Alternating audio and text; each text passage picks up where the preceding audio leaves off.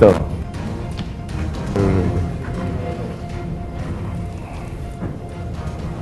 Gracias por continuar con nosotros. Contamos en el día de hoy para nuestra entrevista central con el doctor Fidias Aristi, quien es el presidente del Consejo Nacional de Drogas, a quien agradecemos que esté aquí en esta mañana. Muy buenos días, doctor. Muy buenos días. Yo agradeciendo a Dios el privilegio de poder estar con ustedes esta mañana.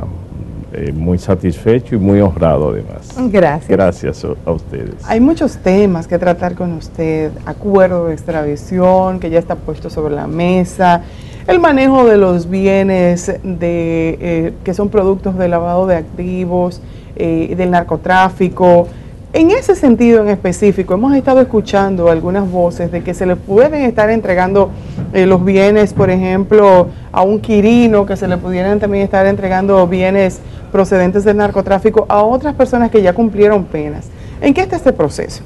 Bien, hemos sostenido durante los últimos meses que el procedimiento de extradición en cuanto se refiere a nuestro país no ha tenido las repercusiones positivas que se han tenido como expectativas. Muy por el contrario, hemos tenido en ocasiones que decir que la extradición se ha convertido en un negocio redondo para los narcotraficantes específicamente y para los infractores de delitos muy graves que han sido beneficiarios de algunas decisiones en el extranjero que nosotros consideramos benignas, en el menor de los casos como laxas, y que luego del cumplimiento de esas decisiones, precisamente en recintos carcelarios con mucho mejores condiciones que las que ya ustedes expresaban en el segmento anterior, han venido a nuestro país al reclamo de bienes que han quedado sustraídos de esas decisiones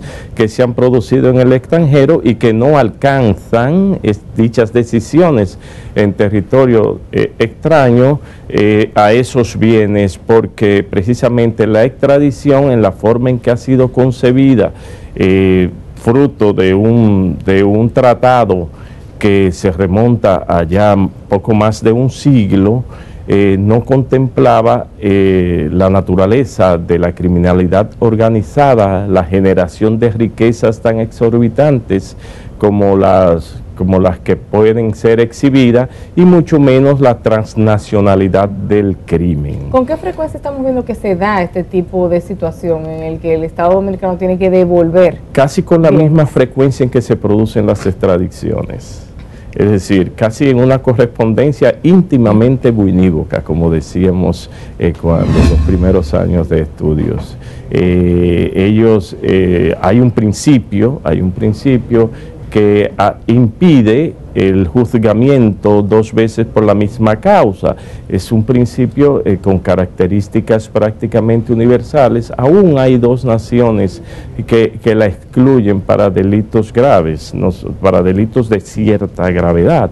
El caso de Gran Bretaña es uno, del Reino Unido es uno, pero nosotros tendríamos que entrar en un proceso de reforma constitucional que ya dificulta muchísimas cosas. Sí, claro, es bueno que en una eventual reforma de la Carta Sustantiva se tomen en cuenta estos elementos, o por lo menos en los tratados internacionales que ya tienen un carácter supralegal pueda contemplarse. Para que la gente entienda, cuando estos bienes les son incautados a un narcotraficante extraditado, ¿qué hace el Estado Dominicano con ellos? Y cuando se presenta esta ocasión en la que tienen que devolverlos, ¿significa, por ejemplo, vaciar un recinto de hogar CREA al que le ha sido asignado, mover a las personas que están en rehabilitación? ¿Qué significa eso para que la gente lo entienda? Sí, magnífico. Fíjese, significa que se ha detenido, se ha sobreseído el procedimiento persecutorio en la República Dominicana. Para producirse la extradición,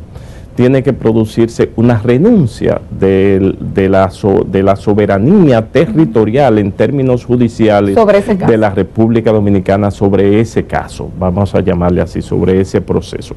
Al producirse esa renuncia se produce en muchos casos el archivo.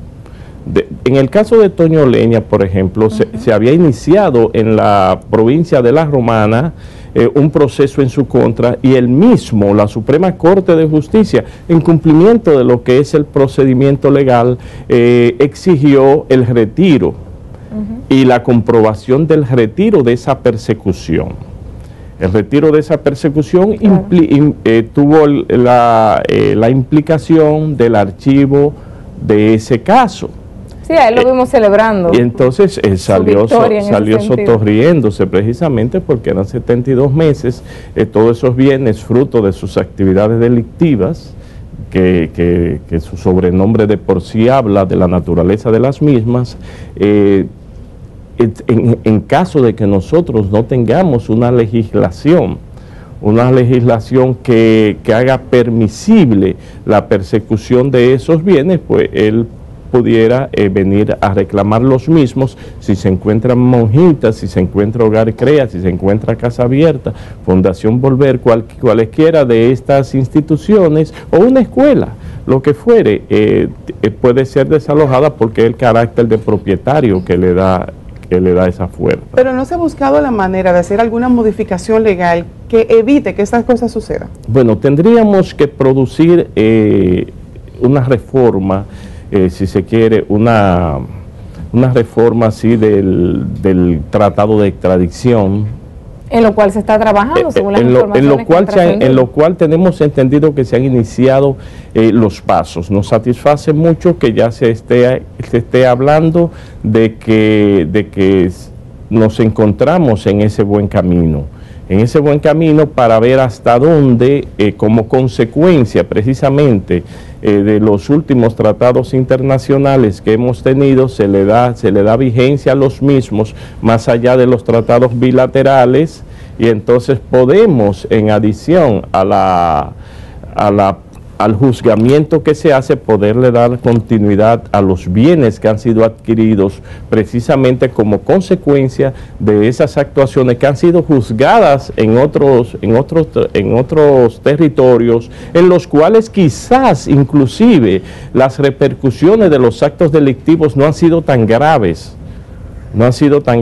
como lo han sido en nuestro país, porque hemos insistido en que desde hace varios años se formuló inclusive un premio Nobel, Gary Becker, premio Nobel 1992 en Economía, formuló aquella teoría de la previsión que tienen los delincuentes en la comisión de sus actos criminales en cuanto a términos económicos se refiere. La actividad criminal es una actividad organizada, bien dirigida, con voluntariedad, que prevé el costo-beneficio. Si usted por 72 meses va a quedar con una fortuna que nosotros nos pasamos décadas de trabajo lícito y jamás conseguimos ni una décima parte, pues entonces se trata de un buen negocio, se trata de 72 meses que puede salir después de los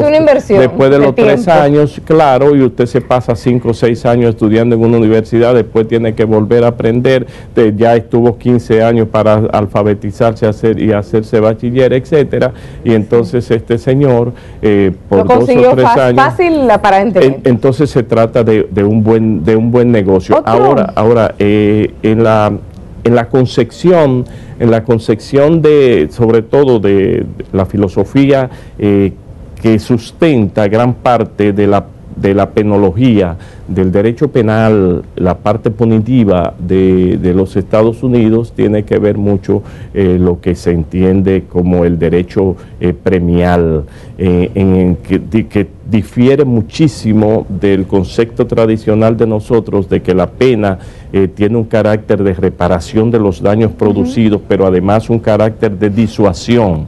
Es decir, de impedir que otros, como consecuencia de las sanciones, cometan el mismo delito. Para ellos, eso que ellos entienden como un derecho premial, fruto de esa concepción económica del profesor Gary Becker, tiene que ver mucho en el impedir la comisión futura de acciones y el descubrimiento de ramificaciones. Y entonces por eso ellos, quien llega a acuerdos, además el costo es de $80,000 por por cada uno que está en prisión. Ellos les conviene más habernos mandado 50,000, como lo han hecho, habernos enviado 50,000 a destiempo y despejar 50,000 por $80,000. Tenemos que irnos a una pausa, pero cuando regresemos, otro de los temas de los que se ha estado debatiendo en estos días es quién debe gestionar esos bienes incautados al narcotráfico.